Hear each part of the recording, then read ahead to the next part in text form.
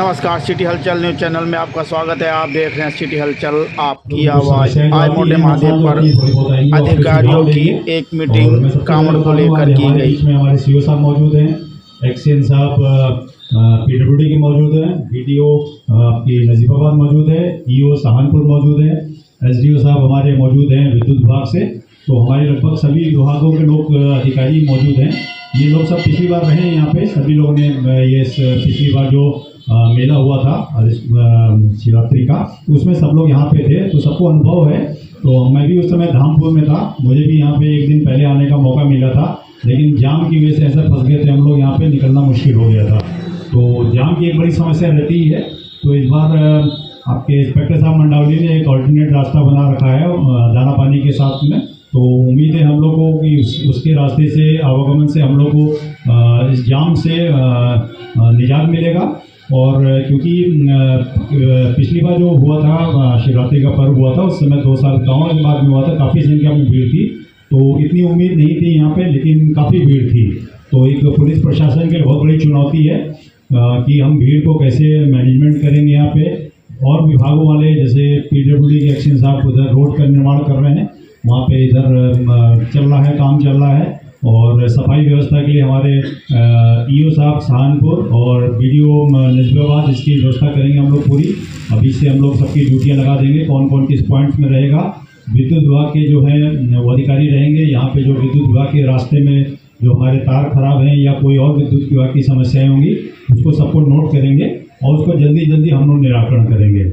और जैसे कि हर साल आप लोग पूरा सहयोग करते हैं, क्योंकि ये कांवड़ जो हमारा शिवरात्रि का पर्व होता है, आसपास रोड की गांव वालों का विशेष रूप से इसमें सहयोग रहता है। वो पूरी हमारे जो गंगा जल लेने जाते हैं, उनके जो हमारे शिव भक्त रहते हैं, उनके पूरे रास्ते में वो रास्ते को सुगम बनाने का पूरा प्रयास करते हैं। और इन रूट में जो गाँव पड़ते हैं, वो जो हमारा जो ये है शिवरात्रि का पर्व जो होता है सफलता से संपन्न होता है। बाकी हम लोग पूरा ध्यान करेंगे यहाँ पे। और बाकी अभी सीओ साहब भी आपको बताएंगे पुलिस व्यवस्था के बारे में, क्योंकि सीओ साहब का पिछले साल का भी अनुभव है और सीओ साहब अपना अनुभव बताएंगे और क्या समझ। धन्यवाद सर।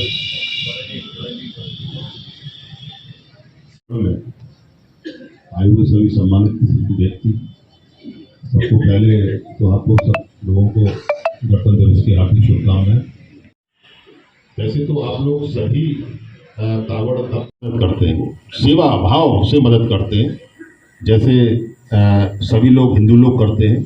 उसी में देखते हुए, क्योंकि बाहर से तो फोर्स मिलेगी नहीं, हमको उस कांवड़ सेवा दल से ही काम लेना है और उनको बाकायदा कार्ड मिलेगा। शिवरात्रि में तो और भीड़ होनी ही होनी है।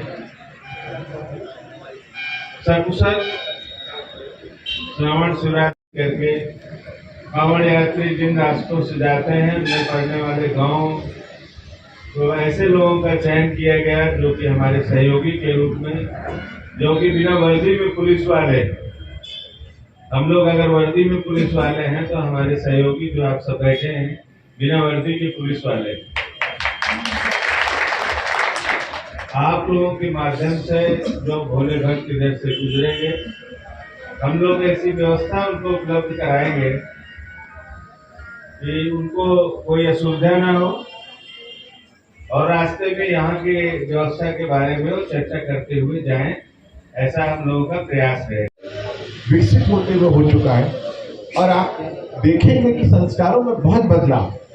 तो अब पुलिसिंग का इधर भी उधर ही खिलाइए, हटा दो। जितने लोग आए, जब मैं जनपद में आया तो आप सबने अलग अलग मंचों पर, अलग अलग अवसर पर मुझे जनपद में नशे की फीडबैक, और फीडबैक को मैं प्रकारांतर से मानता हूँ क्यों निर्देश होता है, क्योंकि जनता ही लोकतंत्र में सर्वोपरि। तो विभिन्न मंचों से, विभिन्न प्लेटफॉर्म से, विभिन्न अवसरों पर आपने जब मुझे ये फीडबैक दिया तो मैंने भी अपनी टीम के साथ विचार विमर्श किया और उसके बाद मैंने कहा एक सामुदायिक पुलिसिंग, एक कम्युनिटी पुलिसिंग जिसमें हम सब मिलकर काम करेंगे।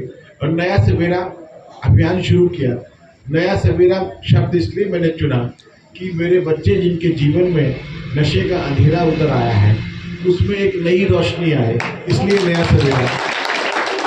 और नया सवेरा पूर्व के अभियानों से भिन्न कैसे था, एनडीपीएस एक्ट के जो प्रावधान है उसमें जो प्रतिबंधित नारकोटिक सब्सटेंसेस हैं वो अगर 5 मिलीग्राम में भी किसी के पास होते हैं तो वो एक कानूनी तौर पे अपराध बनता है। और पूर्व के जब अभियान चलते थे नशे के खिलाफ तो प्रायः होता क्या था कि नशा बेचने वाले बड़े सतर्क, वो भूमिगत हो गए और नशा करने वाला बेचारा अपनी आदत का मारा, उसकी जेब में 5 ग्राम 10 ग्राम की पुड़िया मिल ही जाती थी। तो जेल कौन चला जाता था? नशा करने वाला, जिसको मैं बीमार मानता हूँ। बेचने वाला जो बीमारी है वो तो गायब, वो भूमिगत। तो इस बार मैंने पहला जो आधार वाक्य रखा वो ये रखा कि एडिक्ट जेल नहीं जाएगा, आदती जो है वो जेल नहीं जाएगा, बेचने वाले जेल जाएंगे। हालात ये थे कि बेचने वालों की संख्या बहुत बड़ी नहीं थी, बेचने वालों की संख्या कम थी। तो मैंने सबसे पहले उनका चिन्हीकरण किया। और एक बात और बताऊं, अगर संकल्प साफ हो ना तो किसी माई के लाल की दम नहीं तो दिखे, नियत साफ। तो ये मैसेज चला गया कुछ 15-20 दिन के बाद कि इस बार पुलिस की नीयत बिल्कुल साफ है, छोड़ेगी नहीं। तो आप लोगों के सहयोग से मैं कहूंगा, नशा बेचने वालों ने कहा, मैंने कईयों के फोन भी सुने नशा बेचने वालों के, बोला भाई मैं बिजनौर में नहीं बेचता, वहां मामला गड़बड़ है। तो वो स्पष्ट नियत सबसे बड़ी ताकत हुई। तो मैंने अपने सभी थानाध्यक्षों से कहा कि नशा नहीं बिके, और उसका परिणाम ये हुआ कि बहुत बड़ी प्रतिशतता में मैं कहूँगा कि उस पर प्रतिबंध लगा। दूसरी वो चीज़ थी कि मेडिकल स्टोर, मैंने ये देखा कम से कम 40% नशा मेडिकल स्टोर से हो रहा। वो दवाइयाँ जो प्रतिबंधित हैं कुछ थोड़े लोग में, कुछ लोग बेचते हैं, महंगी बेचते हैं। तो मैंने अपने मेडिकल स्टोर संचालकों को बुलाया, उनसे बात की, और मैं आपको बताऊं मुझे बड़ा हर्ष है कि सभी मेडिकल स्टोर 99.9% मेडिकल स्टोर संचालकों ने मुझे कहा कि हम आपका सहयोग करेंगे। और आज कई लोग मुझे बताते हैं आप लोग के बीच में से ही कि साहब एल्प्रेस लेने गए थे, बोला प्रिस्क्रिप्शन लाओ, बिना प्रिस्क्रिप्शन ही नहीं दूंगा।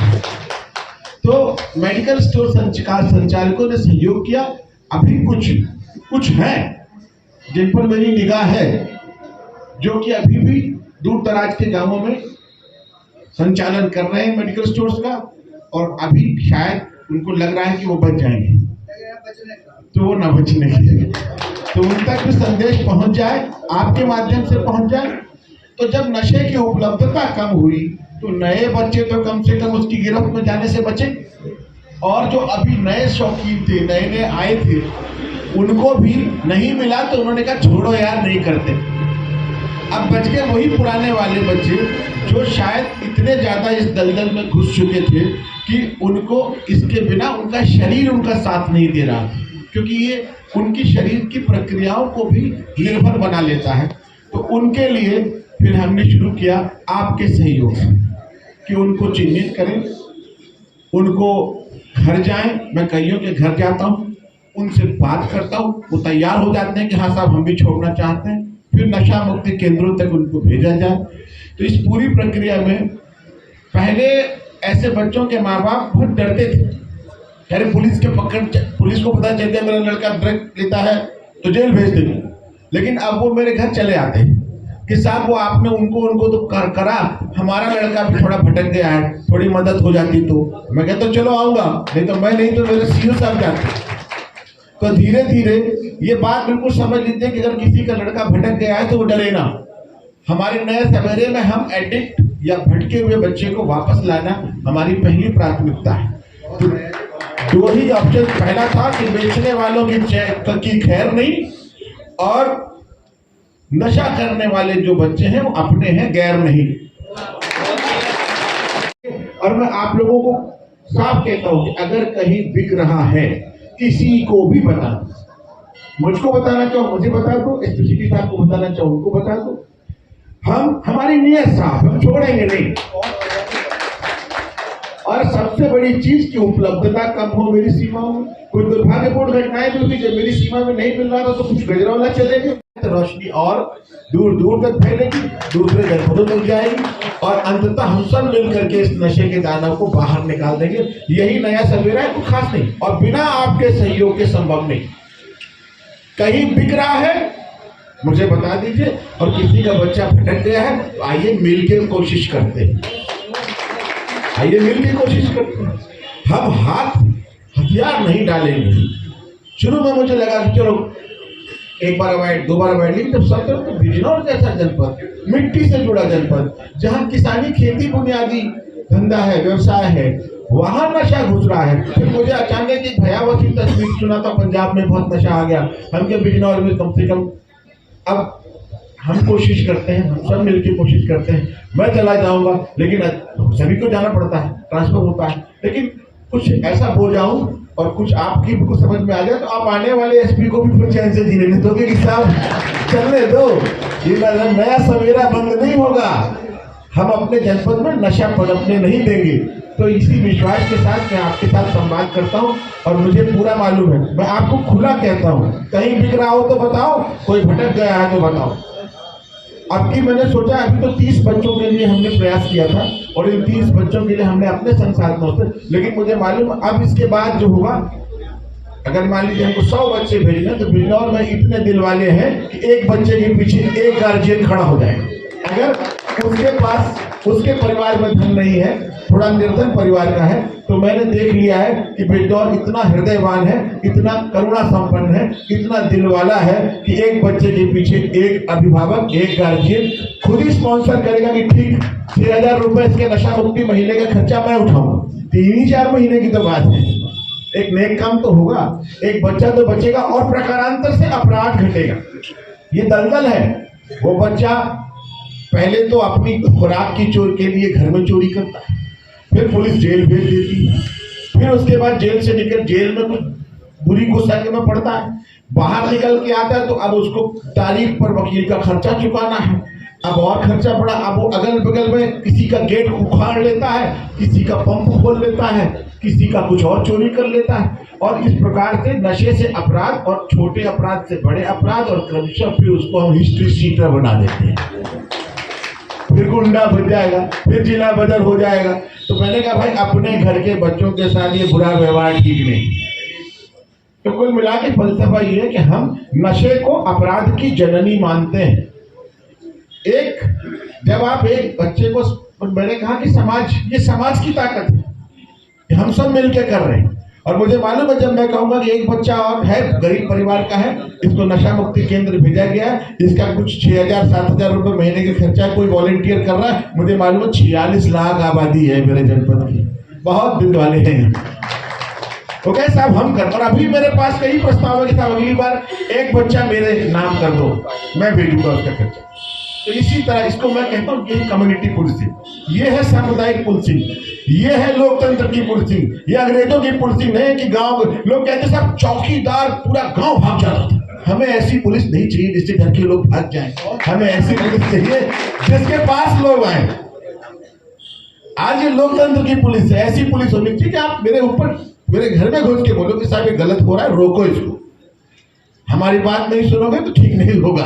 आप आओ, कहो, आपका अधिकार है, ये लोकतंत्र है। और लोकतंत्र में जनता ही सब कुछ है, आप ही से कानून है, आप ही से विधान है, आप ही की इच्छाओं की अभिव्यक्ति कानून में होती है और उनका अनुपालन करना इस पुलिस का काम है। तो ये नया सवेरा के बारे में चूंकि मैं आया, आज की तारीख पर आपने देखा होगा निराश्रित गौवंश की खेतों में कमी कुछ आई है कि नहीं? बहुत बढ़ गया। अभी कुछ दिन और रुकिए, बिल्कुल घट जाएगा। 17 में मैं जब इस जनपद में था तो कोई भी गाय खेतों में नहीं भटकती थी, सबके घरों में रहती थी। अचानक पता नहीं कहां से इस प्रवृत्ति ने सर उठाया, और नुकसान क्या हो रहा है? छोटा छोटा गेहूं और 5 जानवर चल रहे हैं। अगर यहाँ किसान का गेहूं खा गई, और गाय का भी दोष नहीं, अगर हमने पाली हम छोड़ रहे हैं तो उसको भूख लगेगी तो कहीं ना कहीं तो खाएगी, और जब वो खाएगी तो किसी न किसी किसान को तकलीफ होगी। तो मतलब अभी बैठे बैठे कितना दुख होता होगा उस गाय को भी कि मैं 12 साल इस आदमी के घर में रही, इसको दूध पिलाया, इसको 3 बछियां दी, आज मैं बूढ़ी हो गई तो इसने मुझे निकाल दिया घर से। तो ये तो बिल्कुल मानवीय दृष्टि से गलत है, लोक मंगल की दृष्टि से गलत है। तो हमने कहा कि भाई आज भी 95-98% के एक आदमी मेरे सामने नहीं कह सकता कि साहब ये नैतिक रूप से सही है। आप में से कोई कह सकता है कि अपनी गाय जिसको 10 साल आपने पाला उसको आप अचानक छोड़ दे दूसरे के खेत में चरने के लिए, नैतिक रूप से सही है? कोई नहीं कहेगा ये नैतिक रूप से सही है। और बिजनौर जैसे जनपद में जहां हर किसान की दम है कि वो अपने खेत की बाढ़ लगा ले, तो निराश्रित छोड़ना गायों को किसानी के व्यवसाय के खिलाफ है और नैतिकता के खिलाफ है कि आप जिस गाय का आपने दूध पिया, जिसने आपको तमाम ढंगों से नवाजा, उसको आज बाहर निकाल देते और फिर कोई नहीं कह रहा, लेकिन गाय छूट रही, इसका मतलब कोई छोड़ रहा। और जैसे देखा देखी पुण्य होता है ना, वैसे देखा देखी पाप भी होता है। एक ने देखा यार इसके पास तो 2 बूढ़ी गाय किसने छोड़ दिया, तो मैं भी अपनी धीरे से छोड़ दूं। बाद में फिर जब गाय की फोटो भी खींच जाएगी, गाय का मालिक का नाम लिख जाएगा, वही गांव में फोटो खींच के नाम लिख के गाय के माथे पे टीका, एक गाय गाभिन, एक साहिवाल है, एक गिर अपलोड। तो मेरे पास गांव की गायों का हिसाब आ जाएगा और हर संडे को मैं सत्यापन करने पहुंच जाऊंगा गांव में कि दादा तुम्हारे पास 2-3 दोनों है ना, ठीक ठाक। तो अभी देखिए धीरे धीरे शुरू हुआ और कोई आदमी नहीं कह रहा कि ये ठीक है। चंद लोग, आज भी मैं कहूंगा कि बिजनौर में 4 लाख गोवंश है, बमुश्किल से 5,000 घूम रहा होगा, 4,000 घूम रहा होगा, 10,000 घूम रहा होगा, इससे ज्यादा नहीं। इसका मतलब बहुत बड़ी जनसंख्या बिजनौर के लोग किसान हैं, वो अपनी गाय छोड़ने वाले नहीं। कुछ लोग, चंद लोग ऐसे हैं जो शायद लोभ में ऐसा कर रहे हैं, वो भी अपनी गाय खुद ही बांध लेंगे। और जो बांध रहे हैं, आपने देखा होगा मेरी पुलिस उनके घर जाके उनको माला पहना के उनको सम्मानित कर रही है कि ये वो लोग हैं जो कि इस कृषि व्यवसाय के संरक्षक हैं। और गाय किसी भी रूप में मैं कहूंगा कि आप गाय पालो या बिल्ली पालो या कुत्ता पालो, अगर पाला है तो छोड़ो मत भाई। लेकिन गोवंश की तो बात ही दूसरी है। ऋग्वेद से लेके आज तक कभी आप खेती किसानी की बात करो, मेरी खेती किसानी में बड़ी रुचि है। गाय मीटिंग के बाद एसपी दिनेश सिंह मोटे महादेव के मंदिर में पहुंचे और उन्होंने बाबा मोटे महादेव शंभू पर जल चढ़ाया। आप देख रहे हैं एसपी मोटे महादेव पर शिवलिंग पर चढ़ा रहे हैं जल। नजियाबाद में मोटे महादेव की कहानी अलग है। जो भी शिव भक्त आता है यहाँ पर पहले जल चढ़ाता है, उसके बाद दूसरा जल अपनी मनोकामना वाले मंदिर में जाकर चढ़ाता है।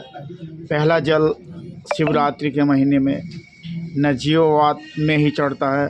आप देख रहे हैं एसपी दिनेश सिंह जी माला पहनाकर शंभू मोटे महादेव से प्रार्थना कर रहे हैं और पुष्प चढ़ा रहे हैं। आप देख रहे हैं सिटी हलचल, आपकी आवाज़। एसपी सिटी साथ में है और सीओ गजेंद्र पाल सिंह, एच